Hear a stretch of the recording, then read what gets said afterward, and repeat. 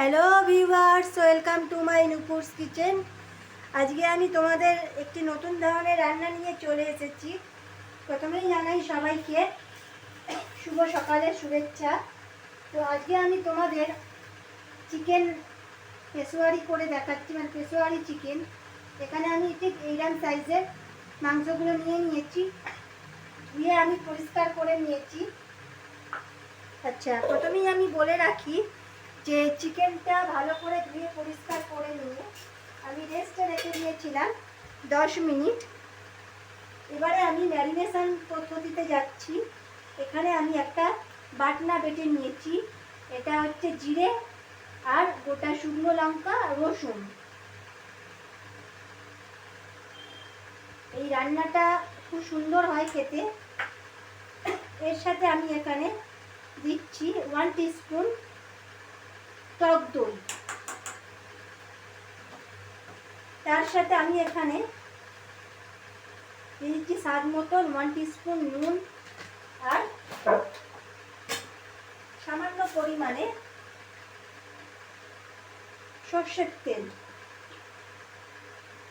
এই সমস্ত উপকরণ হাত দিয়ে খুব ভালোভাবে আমাকে মিশিয়ে নিতে হবে। আচ্ছা, জিরে, রসুন আর গোটা শুকনো লঙ্কা, আমি এখানে কাঁচা লঙ্কাও মিশিয়ে নিয়েছি। তোমরা যারা ঝাল খেতে পছন্দ করো না তারা লঙ্কার গুঁড়োটাও ইউজ করতে পারো। তো আমি এখানে সারা রাত্রি রসুনটা ভিজিয়ে রেখেছিলাম। ভিজিয়ে রাখলে রসুনের খোলাটা খুব তাড়াতাড়ি ছেড়ে যায়।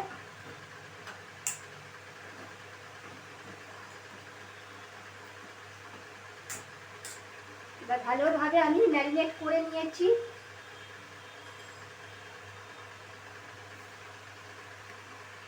এবারে আমি দিয়ে দিচ্ছি কাশ্মীরি লঙ্কার গুঁড়ো। এই কাশ্মীরি রেড চিলি পাউডারটা দিয়ে আবারও আমি আরেকবার ম্যারিনেট করে নিচ্ছি। ঝালের পরিমাণটা অবশ্যই তোমরা বুঝে দেবে। আমরা এখানে একটু ঝাল খাই। যারা একদমই ঝাল খেতে পছন্দ করো না বা বাড়িতে বাচ্চা আছে তাদের জন্য আমি বলি তারা গোলমরিচের গুঁড়ো অ্যাড করতে পারো। এবারে আমি কিছুক্ষণ পরে ফিরে আসছি। এবারে আমি একটা কড়া নিয়েছি। কড়ার মধ্যে কড়াটা আমার গরম হয়ে গেছে। দিয়ে দিচ্ছি সামান্য কিছু সর্ষের তেল। জাস্ট এটা পেঁয়াজটা ভাজার জন্য আমি ব্যবহার করছি। আচ্ছা, তেলের মধ্যে আগেই আমি দিয়ে দিচ্ছি গোটা গরম মশলা, লবঙ্গ, এলাচ আর দারচিনি। আচ্ছা, এখানে আমি বলে রাখি গোটা গরম মশলাটা দিয়ে কিছুক্ষণ আমি একটু নেড়ে নেব। যখনই আমার ফোড়নের থেকে একটা গন্ধ বেরোবে তখনই আমি দিয়ে দেবো তেলের মধ্যে 1/2 টিস্পুন চিনি। তেলের মধ্যে আমি এখানে দিয়ে দিচ্ছি সামান্য পরিমাণে চিনি। এই রান্নাটা দিলে পেঁয়াজের কালারটাও খুব তাড়াতাড়ি ব্রাউন হয়ে যায়। তেলটা আমার গরম হয়ে এসেছে। এবার এই তেলের মধ্যে স্লাইস করে কাটা পেঁয়াজগুলো আমি দিয়ে দেবো।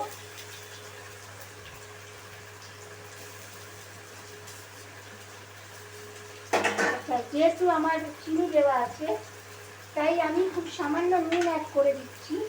পেঁয়াজটা যাতে তাড়াতাড়ি সফট হয়ে যায় সামান্য পরিমাণে আমি নুন দিয়ে দিচ্ছি। পেঁয়াজটা খুব ভালোভাবেই আমাকে ভেজে নিতে হবে।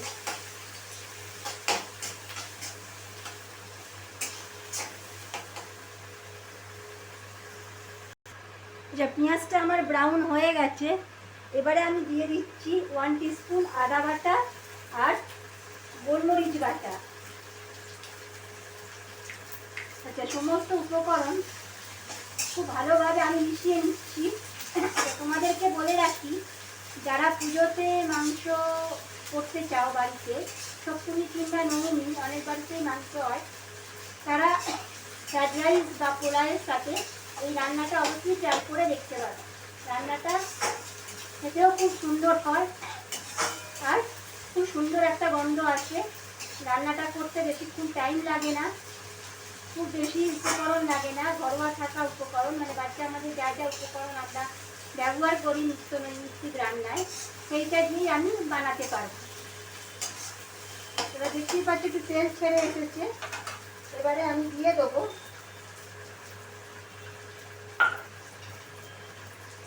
এই যে বাটনাটা রসুন, জিরে আর লঙ্কা, এটা একটুখানি দিয়ে দেবো তেলের মধ্যে, যেহেতু ম্যারিনেট করেছিলাম তার সাথে দিয়ে দেবো আমি টমেটো পেস্ট।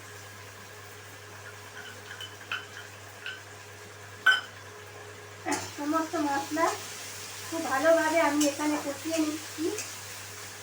ভালোভাবে কষাতে হবে যতক্ষণ না তেল ছেড়ে আসছে। এবারে আমি এখানে দিয়ে দিচ্ছি, অ্যাড করে দিচ্ছি 1 টিস্পুন জিরের গুঁড়ো। আচ্ছা, এখন আমি হলুদ গুঁড়ো অ্যাড করবো না, হলুদটা আমি অল্পই দেবো। তোমরা যদি হলুদটা স্কিপ করতে চাও হলুদটা স্কিপ করতে পারো। এবারে আমি দিয়ে দিচ্ছি খুব সামান্য পরিমাণে, যেহেতু আমার মাংসটা ম্যারিনেট করার সময় দেওয়া ছিল তাই খুব সামান্য পরিমাণে সানরাইজের লাল মির্চ পাউডার, মানে এটা কাশ্মীরি লঙ্কার গুঁড়ো। তাই শুধুমাত্র কালারটার জন্য আমি দিলাম।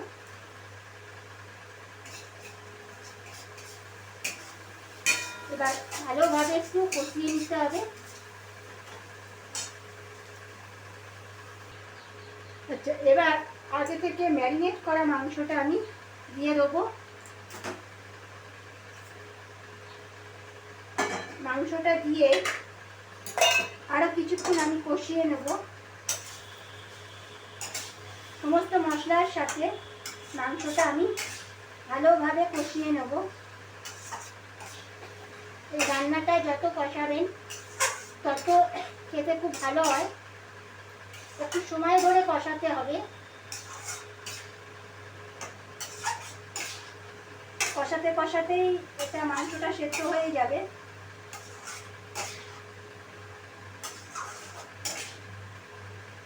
আচ্ছা, এবারে আমি একটু সামান্য হলুদ দেবো।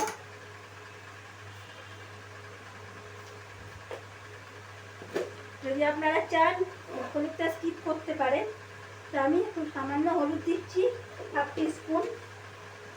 হলুদটা দিয়ে আমি ভালোভাবে কষিয়ে নিচ্ছি। যারা ফেসবুক থেকে আমার রান্নাটা দেখছো তারা পেজটি ফলো করে দিও। আমার রেসিপি অনেকেই দেখছে, তো যারা ইউটিউব থেকে দেখে তারা আমার পেজটি সাবস্ক্রাইব করে দিও, তাহলে তোমরা নতুন নতুন ভিডিও দেখতে পাবে। এবারে ভালো করে আরো কিছুক্ষণ আমাকে কষিয়ে নিতে হবে। এবারে আমি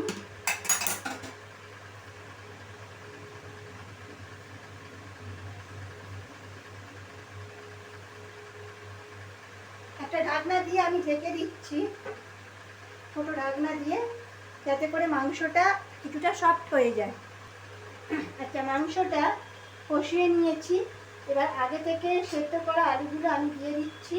তোমরা আলু ভেজেও দিতে পারো। তো আলু আমার সেদ্ধ করা ছিল নুন দিয়ে, তাই আলুগুলো আর ভাজিনি। আলুগুলোকে দিয়েই আর একবার আমি ভালোভাবে কষিয়ে নিচ্ছি। যারা আলু খেতে পছন্দ করো না তারা আলুটা স্কিপ করতে পারো। এবারে একটু কিছুক্ষণ সময় ধরে আমার এটাকে কষিয়ে নিতে হবে। কষাতে কষাতেই মাংস অর্ধেক সেদ্ধ হয়ে যাবে। আচ্ছা, এবারে আমি নুনটা দিয়ে দিচ্ছি খুব সামান্য, যেহেতু আগে আমি নুন দিয়ে ম্যারিনেট করেছিলাম তাই নুনটা দিয়ে দিলাম। এবার নুনটা দিয়ে বাদবাকি যে যতটুকুনি কষানো বাকি আছে সেটা ভালোভাবে আমি কষিয়ে নিচ্ছি। যেহেতু আর রান্নায় নুন দেবো না, আবারও কিছুক্ষণ আমি কষিয়ে নিচ্ছি। এই রান্নাটা যত বেশি কষানো হবে তত খেতে ভালো লাগবে। আচ্ছা, এবারে আমি দিয়ে দিচ্ছি সামান্য চিকেন কারি পাউডার। আচ্ছা, এবারে আমি সমস্ত কিছু ভালো করে মিশিয়ে নিচ্ছি। এবারে আমি খুব সামান্য জল দিয়ে দিচ্ছি। যে যেরকম, কেউ যদি ঝোল খেতে পছন্দ করে ঝোল, তো আমি এখানে ঝোল রাখছি। নুনটা দেওয়া আছে, তাই নুনটা এই পর্যায়ে আর দেবো না। নুন বেশি হয়ে গেলে খাওয়া যায় না, তাই নুনের পরিমাণটা অল্প রাখছি। এবারে আমি ঢাকনা দিয়ে ঢেকে দেবো 10 মিনিটের মতন। তোমরা দেখতে পাচ্ছ পেশোয়ারি চিকেন তৈরি হয়ে গেছে। এবার আমি ওপর থেকে গরম মশলার গুঁড়ো দিয়ে দিচ্ছি। এবার আবারও ভালো করে একটু মিশিয়ে নিচ্ছি। এবার আমি নামিয়ে নেব। আচ্ছা, আমি যেরকমভাবে বানালাম তোমরা দেখে নিলে, বাড়ির সকলকে খাওয়াবে পুজোতে। আশা করছি সবার খুব ভালো লাগবে। ধন্যবাদ, ভালো থাকবে।